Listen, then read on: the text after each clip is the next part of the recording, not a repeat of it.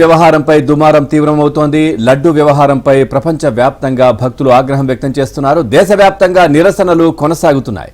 తిరుమల పుణ్యక్షేత్రంలో ఇంత అపచారం జరిగిందా అంటూ మండిపడుతున్నారు. అటు జగన్ నిర్వాకంపై దేశవ్యాప్తంగా భక్తులు భగ్గుమంటున్నారు. సిబిఐ విచారణకు డిమాండ్ పెరుగుతోంది.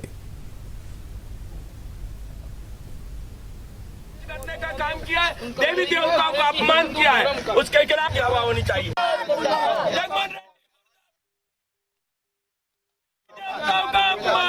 जगमोहन रेड्डी मुर्दाबाद, जगमोहन रेड्डी मुर्दाबाद, जगमोहन रेड्डी मुर्दाबाद। మరోవైపు లడ్డూ కల్తీపై అటు కేంద్రం ఇటు ఏపీ ప్రభుత్వం సీరియస్ గా ఉంది. జగన్ ధర్మారెడ్డిని శిక్షించాల్సిందేనంటూ అమిత్ షా సుప్రీంకోర్టు సీజేకు పలువురు లేఖలు రాస్తున్నారు. అంతేకాకుండా సుప్రీంకోర్టు జోక్యం కోరుతూ పిటిషన్ దాఖలు చేశారు. లడ్డూ వ్యవహారంపై ఏపీ సీఎం చంద్రబాబు నివేదిక కోరారు. ఇవాళ టీటీడీ ఈవో నివేదిక ఇవ్వనున్నారు. శ్రీవారి ఆలయ శుద్ధి చేయాలని చంద్రబాబు ఆదేశించారు.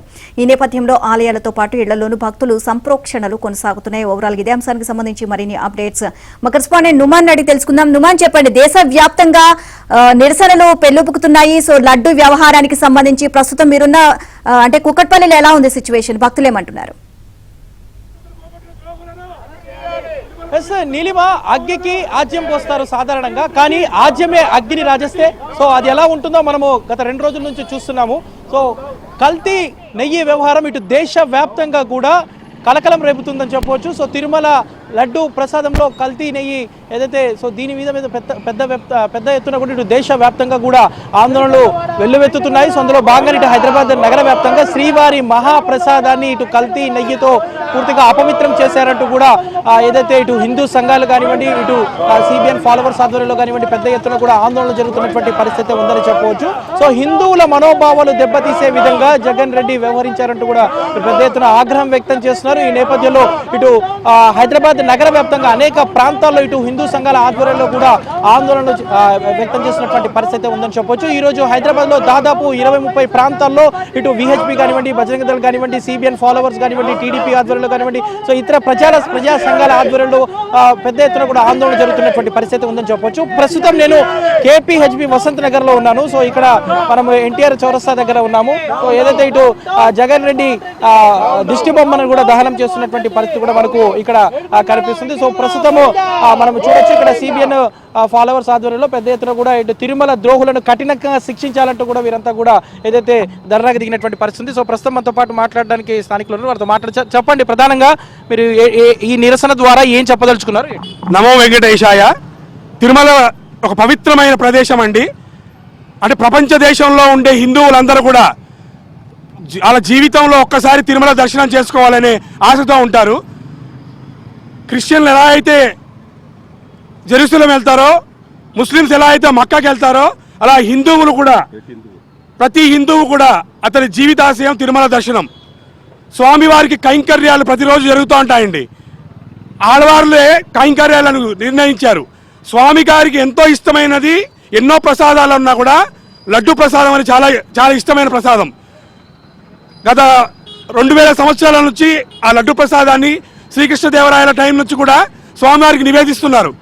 అది పవిత్రమైన ప్రసాదం. ప్రపంచంలో ఏ ప్రసాదానికి లేనంత విశిష్టత తిరుపతి లడ్డుకుంది.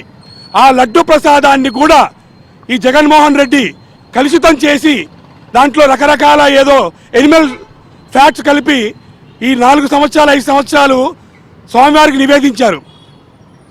భక్తి ఉండొచ్చు, విశ్వాసం ఉండొచ్చు, ఏ మతం మీద విశ్వాసం ఉండొచ్చు, కానీ భగవంతుడు అనే వాడి మీద భయం అనేది ఉండాలి. ఆ భయము భక్తి లేకుండా స్వామివారిని నిర్వీర్యం చేసి స్వామివారి ప్రదేశాన్ని నిర్వీర్యం చేయడానికి ప్రయత్నం చేశారు. 7 కొండల్ని 2 కొండలు అన్నారు. స్వామివారు ఆల్మోస్ట్ స్త్రీ స్వరూపం అండి. స్త్రీ స్వరూపం అంటే ఈ ప్రకృతి అంతా స్త్రీ స్వరూపం.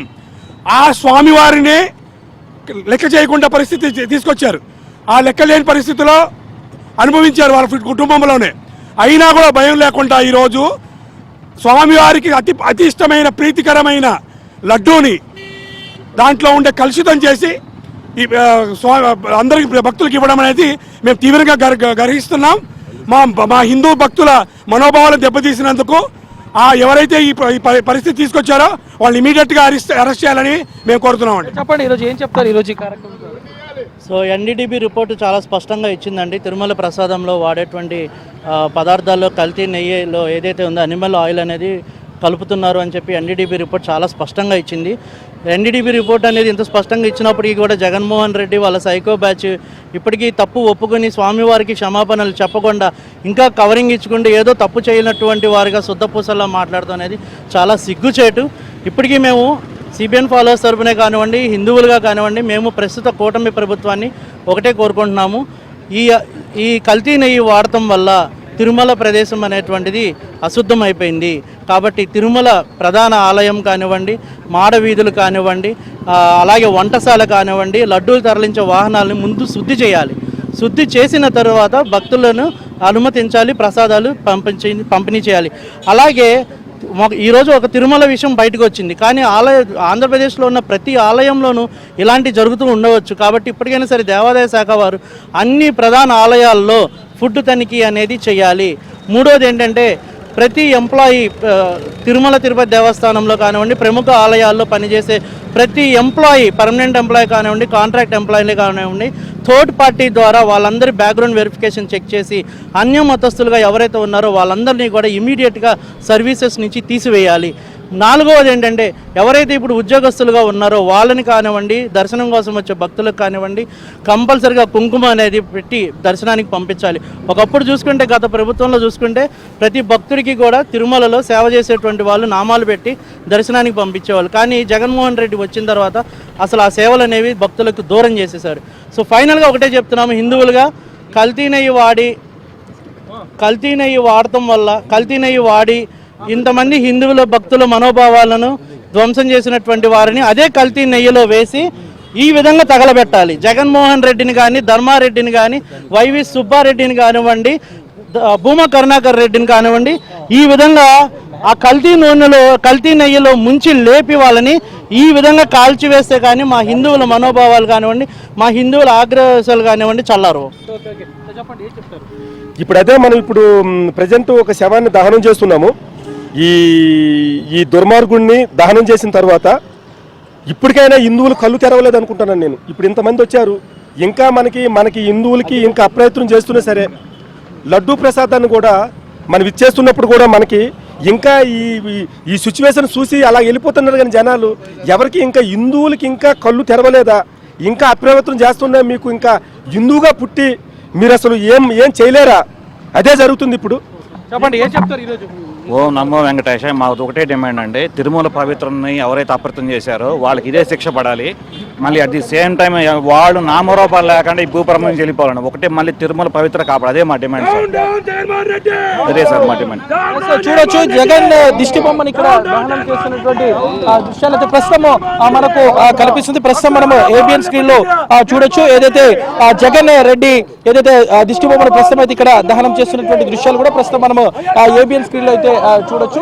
ప్రస్తుతం మనతో పాటు మాట్లాడే మరికొంతమంది కూడా ఉన్నారు. అమ్మాజీ ఏం చెప్పదలుచుకున్నారు ఈ రోజు ఈ నిరసన కార్యక్రమం ద్వారా?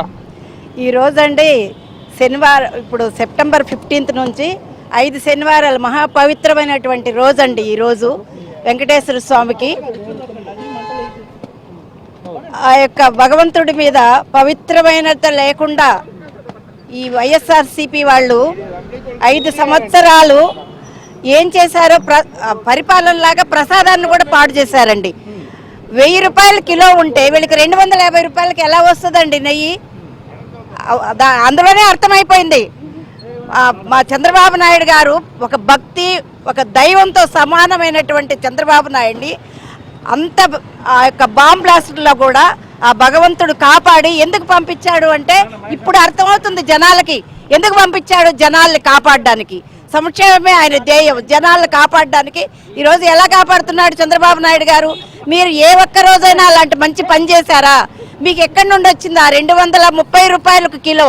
కానీ మాకు అర్థం కావట్లేదు. ఈరోజు చాలా అపవిత్రమైన చేశారు. ఆ పవిత్రతను కావాలని మేము కోరుకుంటున్నామండి.